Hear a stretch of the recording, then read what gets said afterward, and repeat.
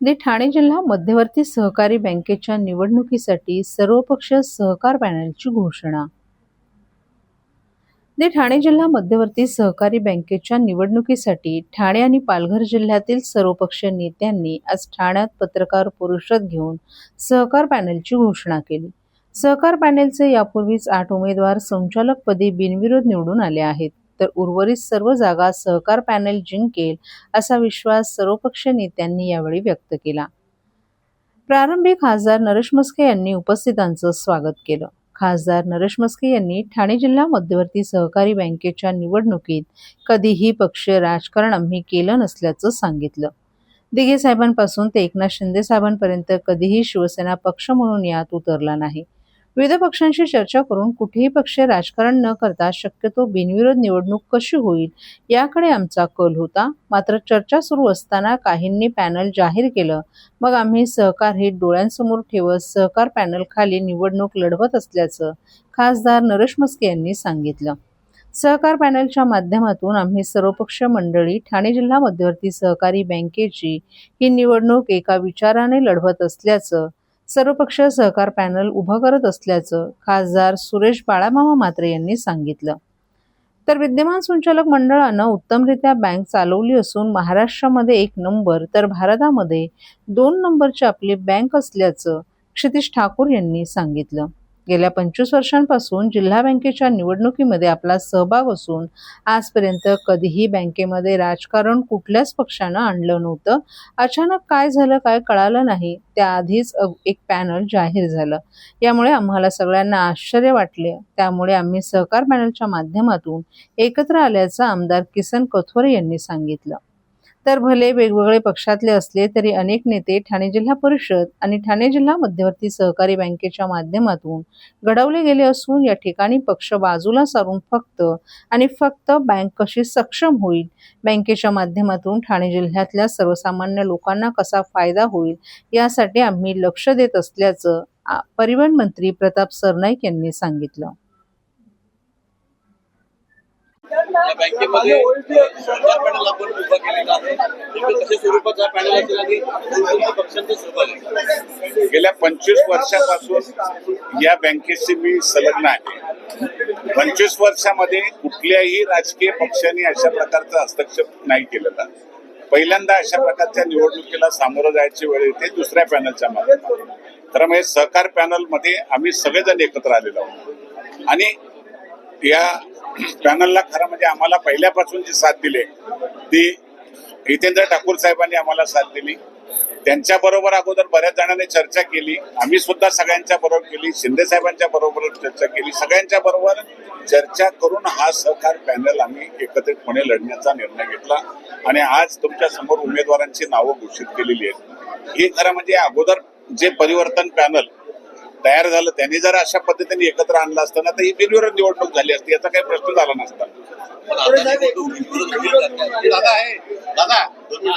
निवडणूक आता बिनविरोध होऊ शकते का, त्याचा प्रयत्न करणार? आम्ही आज सगळ्यांनीच आमच्या सगळ्या नेत्यांनी जाहीर केलंय की जर परिवर्तन पॅनल मधल्या उमेदवारांनी किंवा त्यांच्या कोणी जे पुढे असेल त्यांनी सांगितलं तर आम्ही त्याला निश्चितपणे सहकार्य करू. पहिल्या बघत बसणार आपण स्वतःहून चर्चा करणार, कारण का शेवटी या गोष्टीमध्ये निवडणूक होणारच आहे. परिवर्तन पॅनल हे त्यांनी अगोदर घोषित केलं, त्यांच्या नंतर आम्ही पॅनल घोषित केलं. कारण त्यांनी घाई केली, ती घाई केली नसती तर बिनविरोध झाली असती.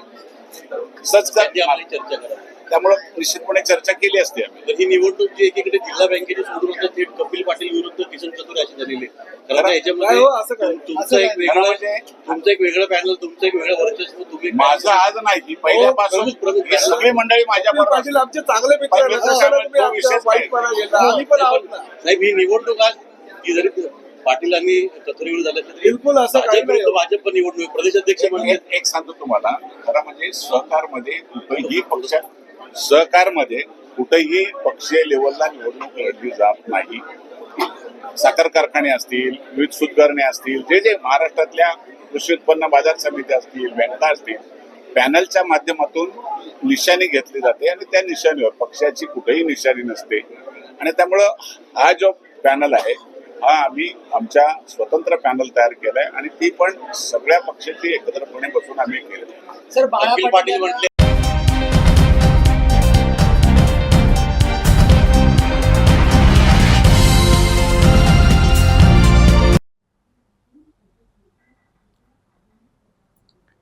ठाणे जिल्ह्यातील रस्ते कामांना गती देण्याचे उपमुख्यमंत्री एकनाथ शिंदे यांचे निर्देश. मान्सूनच्या पार्श्वभूमीवर ठाणे जिल्ह्यातील रस्त्यांची कामे वेगानं पूर्ण करावीत असे निर्देश उपमुख्यमंत्री एकनाथ शिंदे यांनी दिले आहेत.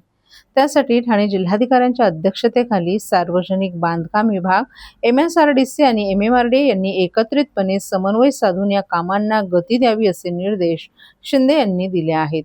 तसंच रस्त्यांवरील खड्डे तात्काळ बुजवून काम चालू असलेल्या रस्ते पावसाळ्यांपूर्वी सुस्थितीत आणावेत. तसंच जिल्ह्यातील धोकादायक पुलांचं तात्काळ स्ट्रक्चरल ऑडिट करावं असंही त्यांनी सांगितलं. ठाणे जिल्ह्यातील मुरबाड आणि मुंब्रा येथे गतवर्षी दरड कोसळून घडलेल्या दुर्घटनांच्या पार्श्वभूमीवर घाटात सुरू असलेल्या सुरक्षा कामांचा यावेळी आढावा घेण्यात आला. या दोन्ही ठिकाणी 70% काम पूर्ण झालं असून ते लवकरात लवकर पूर्ण करावे असे निर्देशही त्यांनी दिले आहेत. ठाणे जिल्ह्यातील मान्सूनपूर्व तयारीचा आढावा घेण्यासाठी आज विशेष बैठक मुंबईत पार पडली. या बैठकीत प्रामुख्याने ठाणे जिल्ह्यातील धोकादायक इमारतींच्या प्रश्नांवर चर्चा करण्यात आली. यावेळी दरवर्षी त्याच इमारतींना धोकादायक घोषित करण्याऐवजी त्यांची दुरुस्ती करायला हवी असं शिंदे यांनी सुचवलं. भिवंडी, कल्याण डोंबिवली, उल्हासनगर आणि मुंब्रा या हद्दीतील धोकादायक इमारतींचा क्लस्टर योजनेद्वारे पुनर्विकास करण्यासाठी ठाणे महानगरपालिकेच्या धर्तीवर क्लस्टर सेल स्थापन करून या प्रकल्पांना गती देण्याचे निर्देशही उपमुख्यमंत्री एकनाथ शिंदे यांनी संबंधित महानगरपालिकाच्या आयुक्तांना दिले आहेत. तसं झाले तरच धोकादायक इमारतींमध्ये जीव मुठीत धरून जगणाऱ्या लोकांना कायमचा दिलासा मिळू शकेल असं त्यांनी सांगितलं. याशिवाय यंदाच्या मान्सून लांबला असल्यानं नालेसफाईला अतिरिक्त वेळ मिळाला असून त्यामुळे उरलेली नालेसफाई वेगानं पूर्ण करावीत असंही त्यांनी सांगितलं.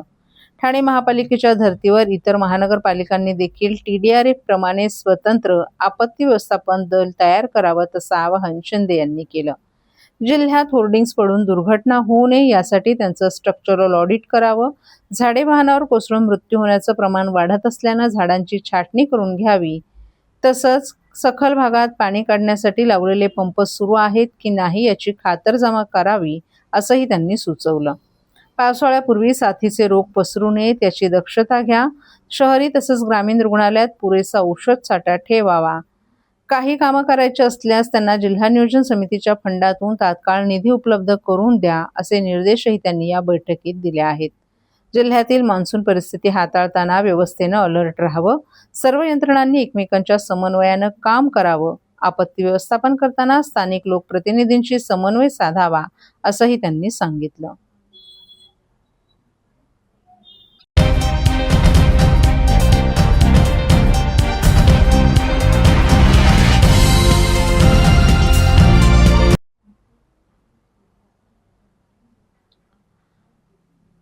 ठाणे शहरातील काही भागांचा पुरवठा येत्या गुरुवारी 24 तास राहणार बंद.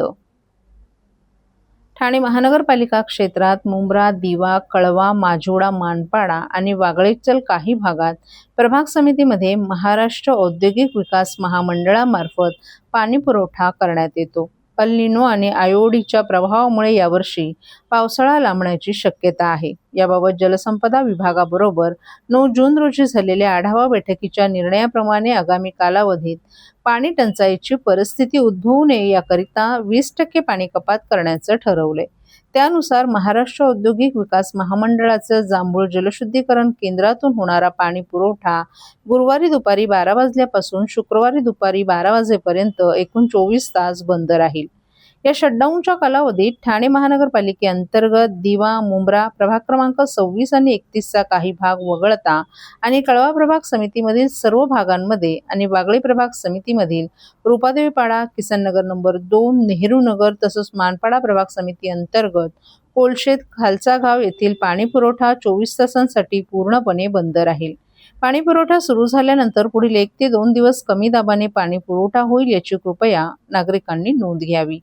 ठाणे महानगरपालिकेमार्फत या पाणी कपातीच्या कालावधीत पाणी काटकसरीने वापरून ठाणे महानगरपालिकेस सहकार्य करावं असं आवाहन नागरिकांना करण्यात आलंय.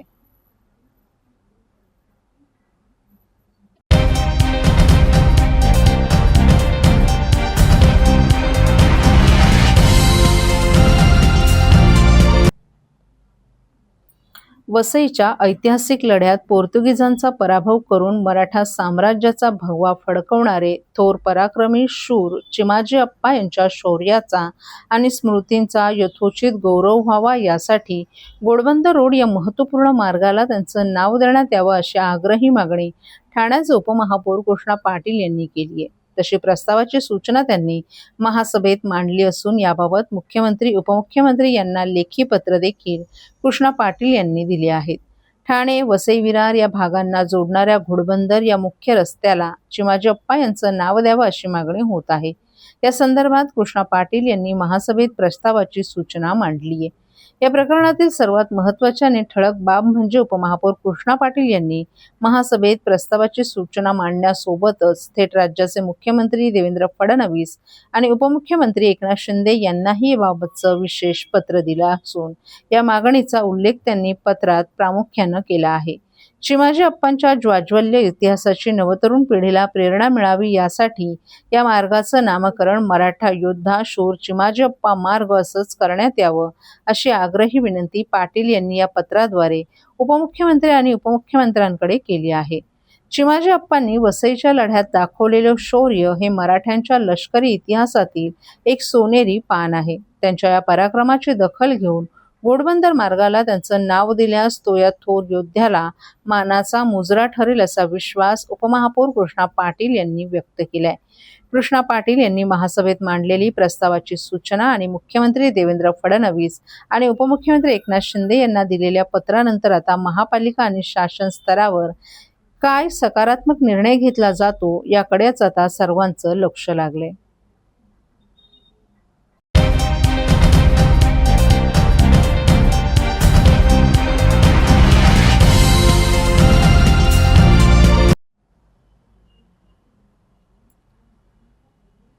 राज्यात नव्या प्रादेशिक आणि उपप्रादेशिक परिवहन कार्यालयांचा मार्ग मोकळा. राज्यातील नागरिकांना परिवहन विभागाच्या सेवा अधिक जलद, सुलभ आणि त्यांच्याजवळ उपलब्ध करून देण्यासाठी परिवहन मंत्री प्रताप सरनाईक यांच्या नेतृत्वाखाली मोठा निर्णय घेण्यात आला आहे. महाराष्ट्रात वाढती वाहन संख्या, नागरिकांची वाढती गरज आणि प्रशासनावरील ताण लक्षात घेऊन नवीन प्रादेशिक आणि उपप्रादेशिक परिवहन कार्यालये स्थापन करण्यासाठी निकष निश्चित करण्यात आले आहेत. परिवहन विभागानं यासाठी नियुक्त केलेल्या तज्ज्ञ समितीनं सादर केलेला अहवाल शासनाकडे पाठवला असून त्यामधील शिफारशींनी तत्वतः मान्यता देण्याची प्रक्रिया सुरू केली आहे. या निर्णयामुळे राज्यातील दुर्गम आणि वाढत्या शहरी भागातील नागरिकांना वाहन नोंदणी, ड्रायव्हिंग लायसन्स, वाहन तपासणी, कर भरणा आणि इतर सेवांसाठी दूरच्या कार्यालयांवर अवलंबून राहावं लागणार नाही. नवीन कार्यालय स्थापन करण्यासाठी वाहन संख्या, लोकसंख्या, महसूल, भौगोलिक अंतर आणि उपलब्ध पायाभूत सुविधा यांसारखे स्पष्ट निकष निश्चित करण्यात आले आहेत. याशिवाय विद्यमान परिवहन कार्यालयापासून 50 किलोमीटरपेक्षा अधिक अंतर असलेल्या भागांना प्राधान्य देण्यात येणार आहे. ज्या ठिकाणी पूर्ण कार्यालयाची आवश्यकता नसेल तेथे नागरिकांच्या सोयीसाठी स्वयंचलित वाहनं तपासणी केंद्र आणि स्वयंचलित वाहन चालक चाचणी केंद्र उभारण्याचीही तरतूद करण्यात आली आहे. राज्यातील नागरिकांना दर्जेदार आणि वेळेत सेवा मिळणं हे शासनाचं प्रमुख उद्दिष्ट आहे. नवीन प्रादेशिक आणि उपप्रादेशिक कार्यालयांच्या स्थापनेमुळे प्रशासनिक सुविधा वाढण्याबरोबरच स्थानिक पातळीवरील रोजगाराच्या नव्या संधीही निर्माण होतील. राज्यभरातील वाढत्या गरजा लक्षात घेऊन परिवहन विभागाच्या विस्ताराचा हा निर्णय नागरिकांसाठी दिलासादायक ठरणार असून महाराष्ट्राच्या परिवहन व्यवस्थेला अधिक सक्षम आणि लोकाभिमुख बनवण्याच्या दिशेनं हे महत्त्वाचं पाऊल मानलं जात आहे.